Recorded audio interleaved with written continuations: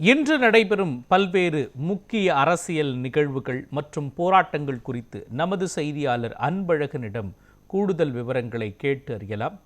அன்பழகன், இன்றைய தினம் என்ன மாதிரியான முக்கிய அரசியல் நிகழ்வுகள் நடைபெற இருக்கின்றன? அது மட்டும் இல்லாமல் எங்கெல்லாம் போராட்டங்கள் நடைபெற இருக்கின்றன, அதற்கான அனுமதிகள் பெறப்பட்டிருக்கின்றன, எந்தெந்த அமைப்புகள் போராட்டத்தில் ஈடுபடுகின்றன, சொல்லுங்க. அவன் தேர்தல் தேதியை அறிவிக்க உடனே சொன்னால் அது அரசியல் களம் சூடு பிடிச்சுன்னு சொல்லலாம். பல்வேறு கட்சியின் சார்பாக பல்வேறு ஒரு சிலர்கிட்ட போராட்டம்னு நீங்கள் சொன்ன உடனே தான் நான் வந்து அதனால் ஏற்கனவே அனுமதி பெற்றதுனால என்டிஏ கூட்டணி சார்பாக அதிமுக தலைமையிலான போராட்டம் இன்று தமிழகம் முழுவதும் நடக்குது. சென்னையை பொறுத்த வரைக்கும் எம்ஜிஆர் நகரில் நடக்கக்கூடிய போராட்டத்தில் எதிர்க்கட்சி தலைவருமான முன்னாள் முதலமைச்சருமான எடப்பாடி பழனிசாமி அவர்கள் தலைமையில் கூட்டணி கட்சியினர் எல்லாமே கலந்துருக்கக்கூடிய போராட்டம் நடைபெறுது. இது முக்கியமாக பார்க்கணுன்னா போராட்டங்களை பொறுத்த வரைக்கும், ஏன்னா இவங்க ஏற்கனவே அனுமதி பெற்றிருந்திருக்காங்க அப்படின்னு சொல்கிறாங்க.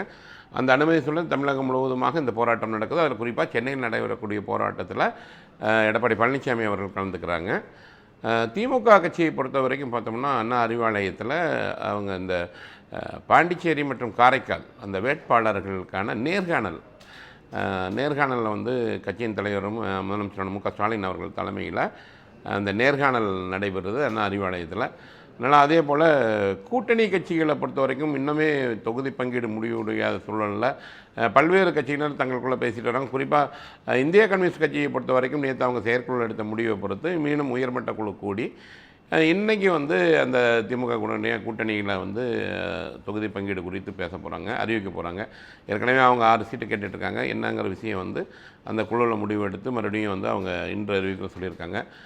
அதே போல் மற்ற கட்சிகளும் அதே மாதிரி தான் அவங்க, அதாவது கூட்டணி பேச்சுவார்த்தை முடியாத கட்சிகள். அதே போல் மதிமுகவை பொறுத்த வரைக்கும் இந்த தேர்தல் அறிக்கையை வந்து மதிமுகவுடைய தலைவர் வைகோ அவர்கள் அவங்க வெளியிடுறாங்க.